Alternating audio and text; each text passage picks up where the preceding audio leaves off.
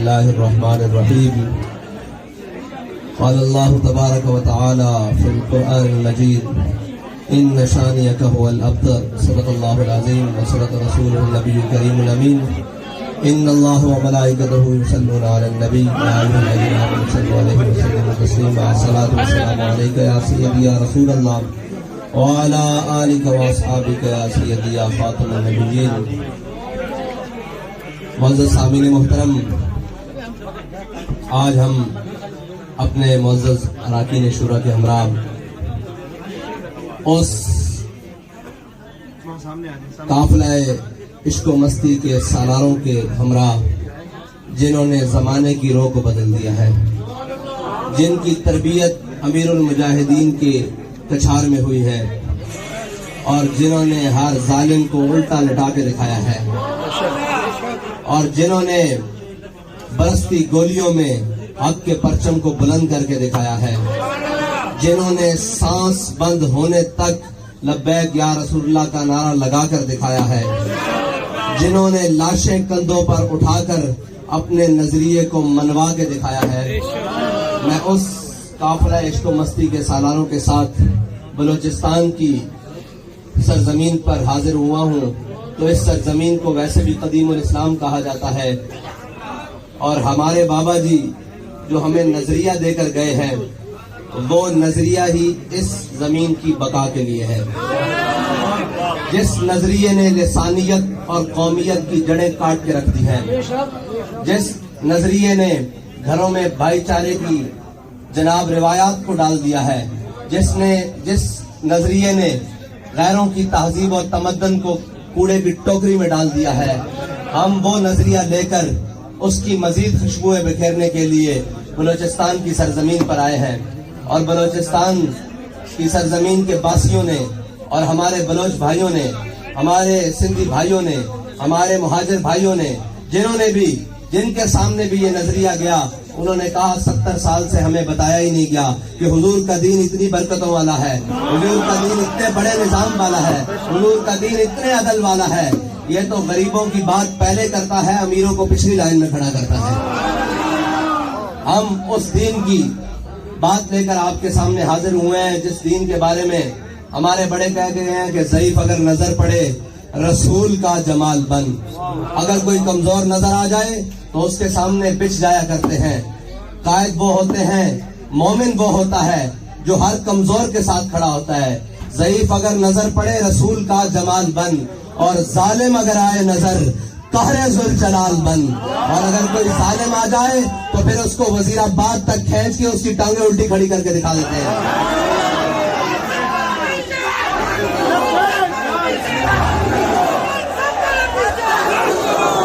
اور اس ظالم کو اگر امر بالمعروف تمام ظلم کرنے کے بعد یاد آ جائے تو پھر کراچی کے شہر میں اس کو بتایا جاتا ہے کہ امر بالمعروف ہوتا کیا ہے، امر بالمعروف ہوتا کیا اور کہتے کس کو ہے، اور نہی عن المنکر ہوتا کیا ہے.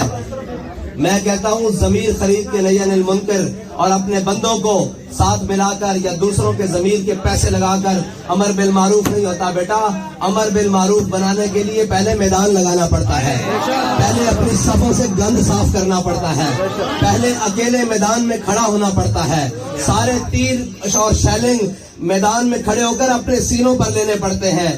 ہر قسم کی مخالفت مول لے کر جب کھڑا ہوتا ہے انسان تو پھر آتا ہے افلاک سے نالوں کا جواب آتا ہے، پھر اللہ تعالیٰ مدد بھیجتا ہے.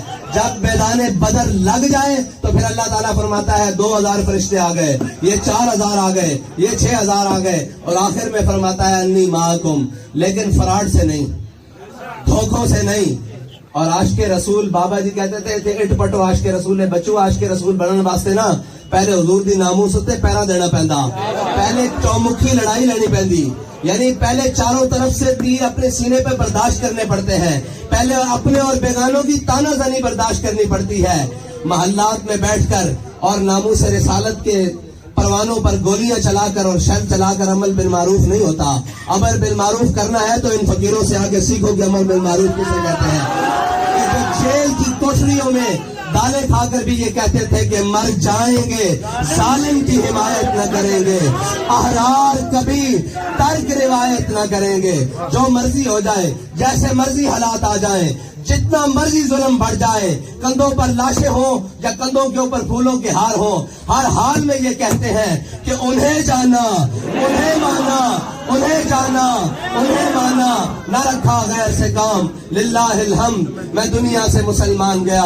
اور ہم جن کے وارث ہیں وہ اگر کسی میدان عمل میں سے جان بوجھ کر پیچھے نہ رہے بلکہ کسی وجہ سے پیچھے رہ جائیں تو حضرت انس بن نضر میدان بدر سے پیچھے رہ گئے۔ ان کو اس بات کا افسوس تھا کہ یا اللہ میں تیرے حبیب کے ساتھ اس لشکر میں شامل نہ ہو سکا جس کے بارے میں اللہ تعالیٰ نے فرمایا وَلَقَدْ نَصَرَكُمُ اللَّهُ بِبَدْرٍ وَأَنْتُمْ أَذِلَّةٌ۔ اللہ تعالیٰ فرماتا ہے اس دن ہم نے اللہ نے مدد کی ان لوگوں کی جو پرسان حال تھے، جو قصبہ پرسی کی حالت میں تھے، اس لشکر میں شامل نہ ہو سکے جن کو اللہ تعالیٰ نے جنت کی بشارت دی اور جن سے افضل کوئی نہیں ہے، اور اس لشکر میں شامل نہ ہو سکے۔ حضرت انس بن نضر جب رہ گئے نا میدان بدر سے تو پھر اللہ تعالیٰ سے ایک بات کی کہ یا اللہ اب تو بھی دیکھے گا کہ میں تیری راہ میں کیسے لڑتا ہوں۔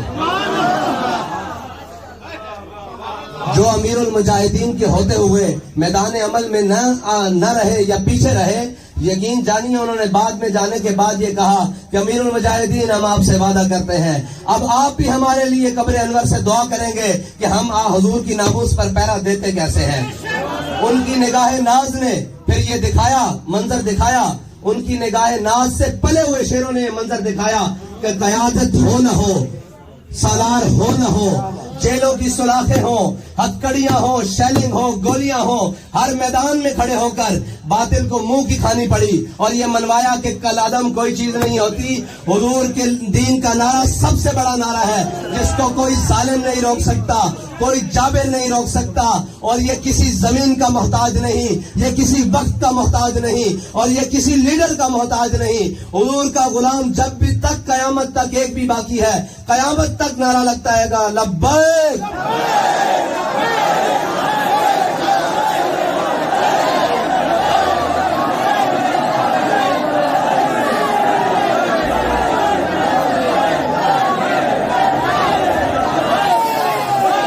اور امیر المجاہدین کی تربت پر لاکھوں رحمتیں ہوں، کروڑوں رحمتیں ہوں، اربوں رحمتیں ہوں کہ جنہوں نے کسی میدان میں ہمیں بے آسرا نہیں چھوڑا۔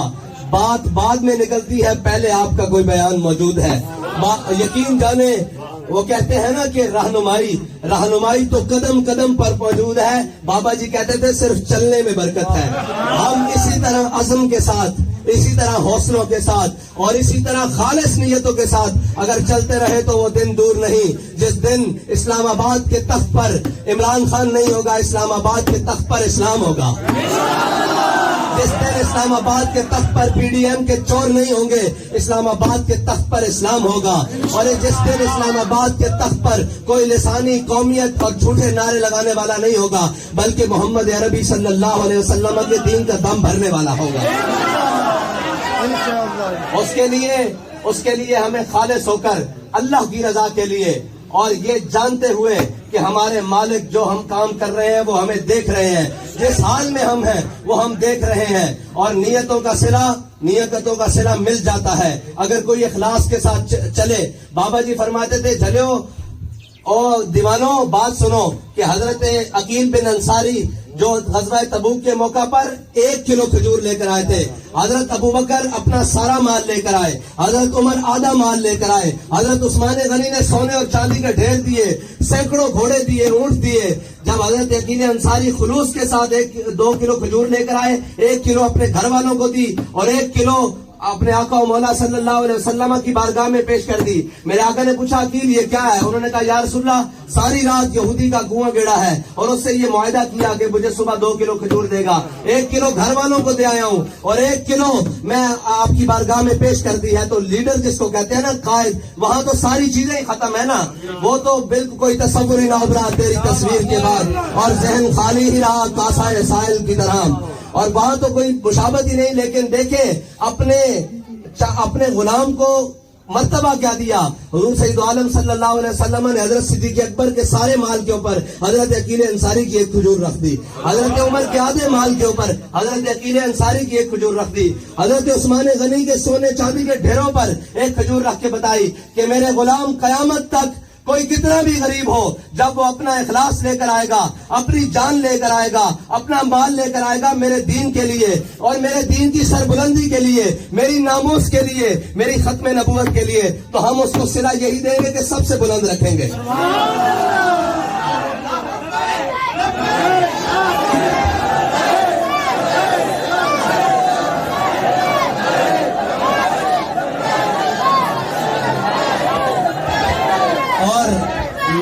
ہم میں تو سچی بات ہے، کئیوں کو آتا ہوگا لطف کئیوں کے اندر بیٹھ کر اور عیاشیوں کو بیٹھ کر اندر. ہمارے بابا جی نے تو ہماری تربیت یہ کی ہے کہ ہم اپنے غریب بھائیوں کے اندر بیٹھ کر زیادہ فخر محسوس کرتے ہیں، کیونکہ میرے آقا نے جو فرمایا اللہم احیینی مسکینا وامتنی مسکینا، یا اللہ مجھے مسکینوں میں زندہ رکھ اور مسکینوں میں دنیا سے لے جا. تو جناب جس کو میرے آقا و مولا پسند فرمائے اسے ہم کون ہوتے ہیں کہ کوئی چھوٹی بات کرنے والے. یہ غریب آپ ہمارے سر کا تاج ہیں، اور اسلام ہی ہے جو غریب کو عزت دیتا ہے، اور حضور کا دین ہی ہے جو غریبوں کو کعبے کی چھت کے اوپر چڑھاتا ہے. حضور کا دین ہی ہے جو جناب موٹر سائیکل والوں کو چیئرمین بناتا ہے. ابھی ہمارے وہ پکوڑے بیچنے والوں کو نام کیا ہے چیئرمین بناتا ہے. مسئلہ یہ ہے کہ پکوڑے بیچنا کوئی عیب نہیں ہے، وہ تو ان لوگوں نے اپنی عیاشیوں کے لیے ان کو پیچھے القاسب و حبیب اللہ جو ہلائے گا، اپنا مال لے کر آئے گا میرے دین کے لیے اور میرے دین کی سربلندی کے لیے، میری ناموس کے لیے، میری ختم نبوت کے لیے، تو ہم اس کو صلہ یہی دیں گے کہ سب سے بلند رکھیں گے.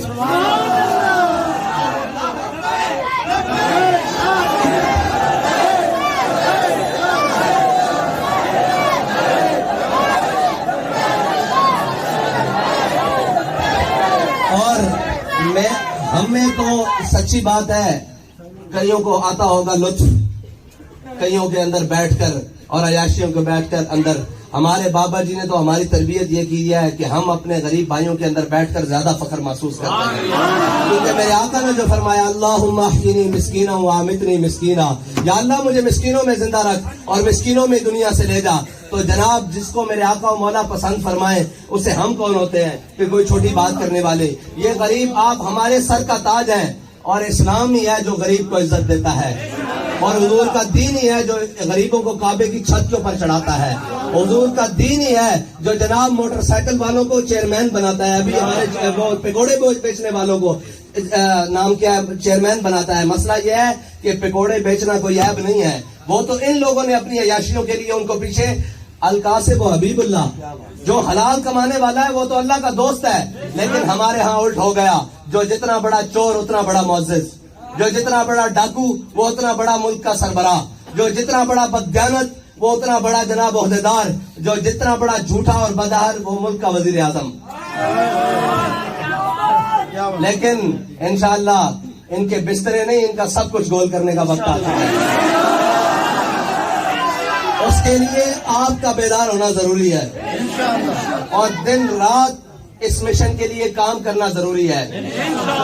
خوف ہے وہ پورے بیٹھے ہیں، ڈر ان کو کسی کا نہیں ہے. ان کو پتا ہے کہ آج 11 کھلاڑیوں کی ایک جماعت ہے، کل جو وزیر اعظم کی کرسی سے اتر کر جائے گا وہ 12واں بھی شامل ہو جائے گا. سارے چور ایک وقت آئے گا آپ کو یہ سارے اکٹھے ملیں گے. اگر کوئی ان سے جدا اپنے نظریے کے اوپر کھڑا ملے گا تو وہ تحریک لبیک یا رسول اللہ کے قائد سے لے کر کارکن تک ہوگا.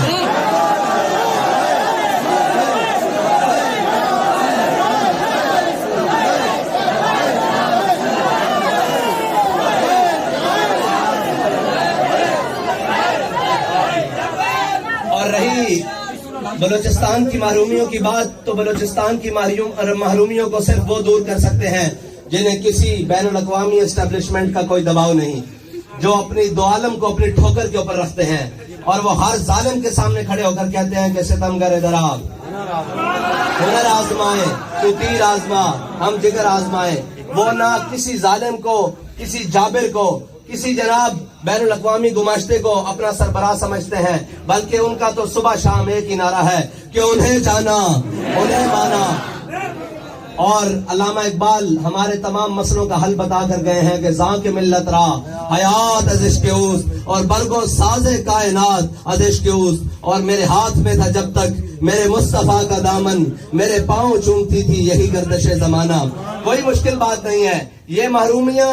بابا جی فرماتے تھے اسلام تو ہے ہی وہ جو ضروریات زندگی کو دروازے کے اوپر دیتا ہے، غریبوں کو امیروں کے دروازے پر نہیں لے کر جاتا، زکوٰۃ اور صدقات لائنیں لگا کر نہیں دیتا، بلکہ وہ تو عمر خطاب کے رضی اللہ تعالیٰ عنہ کے کندھوں پر بوری ڈال کر آلووں کی گھر میں پہنچاتا ہے، وہ تو سبزیوں کی بوری ڈال کر، وہ تو عمر بن خطاب سے یہ پوچھ لیتا ہے کہ جناب یہ 2 کرتے کیسے بنے ہیں، وہ تو یہ ہے کہ اگر کوئی دیہاتی لجاجت سے گھی کھانے لگے تو وہ حضرت عمر بن خطاب اپنے سے آگے اٹھا لیتے ہیں کہ جب تک میری قوم پوری کو گھی نہیں ملتا میں نہیں کھاؤں گا۔ مسئلہ یہ ہے کہ ہم نے چنا ہی ان کو ہے جو ملک کے بہت بڑے بددیانت اور خائن ہیں۔ اگر خائن نہیں بھی تھے تو جا کر بن گئے۔ آپ نے اور میں نے اپنے عقیدوں اور جنون اور جذبے کو اسی طرح سلامت رکھنا ہے اور اس منزل کی طرف جانا ہے، کسی بھی لالچ کے اندر نہیں آنا۔ اور علامہ اقبال نے تو ویسے ہی کہا ہے کہ نگاہ بلند سخن دل نواز جہاں پرسوز، یہی ہے رفتے سفر میرے کارواں کے لیے۔ تو میرے دوست جو میرے احباب جو ہیں وہ بتاتے ہیں، انہوں نے کہا حافظ صاحب آپ جیل چلے گئے تھے، باخدا ہمیں یہ لگتا تھا کہ ہمارا ہر کارکن خود لیڈر ہے۔ میں نے کہا یہ بابا جی کے دیے ہوئے جذبے کی برکت ہے کہ حقیقت میں ہمارا کارکن خود لیڈر ہے۔ جس دن ہم ذرا ٹریک سے لائن سے دوسرے ہوئے تو اس دن وہ ہمیں گریبان سے پکڑ کے کہے گا کہ جناب آپ کدھر جا رہے ہیں، لیکن جب تک ہم درست لائن پر ہے آپ کا کام ہے محنت کرنا اور اپنے بڑوں کے پیچھے چلنا۔ اگر وہ درست نہیں ہے تو پھر ان کے پیچھے نہیں چلیں، لیکن اگر وہ درست ہے آپ نگاہ مارنا، وہ زرداروں سے لے کر، وہ شریفوں سے لے کر، وہ جناب پٹھانوں سے لے کر، وہ جناب بہت بڑے سے لے کر، وہ جناب رئیسوں اور اربابوں سے لے کر، وہ جناب وڈیروں اور جاگیرداروں سے لے کر، سب میں لائن مارنا، سب میں نگاہ میں دیکھنا۔ اگر آپ کو کوئی ان سے بہتر نظر آ جائے تو آپ اس کا انتخاب ضرور کرنا، لیکن اگر آپ کو ان سے کوئی بہتر نظر نہ آئے تو پھر آنکھیں بند کر کر ان کے پیچھے چلنا، کیونکہ ان کی منزل صرف اور صرف سوئے طیبہ ہے۔ ان کی منزل ایک ہی ہے کہ ہم نے حضور سید عالم صلی اللہ علیہ وسلم کو کے دین کو تخت پر لانا ہے، اور امر بالمعروف وہ کہنا ہے جو خود کرتے ہیں وہ کر کے دکھائیں گے۔ یہ امر بالمعروف نہیں کہ خود کتوں کے ساتھ کھیلو اور قوم روٹی کو بلکتی رہے اور خود جناب عیاشیوں کے لیے اور بدماشیوں کے لیے چینی بلیک کر کر بیچتے رہو اور قوم گھی کے لیے تڑپتی رہے۔ انشاءاللہ وہ وقت دور نہیں کہ جب حضور کے دین کو تخت پر ہمیں دیکھنا نصیب ہوگا، لیکن اس کے لیے ہمیں ثابت قدمی کے ساتھ، اخلاص کے ساتھ اور جذبوں کے ساتھ منزل کی طرف جانا ہوگا۔ اللہ تعالیٰ آپ کا اور میرا حامی و ناصر ہو۔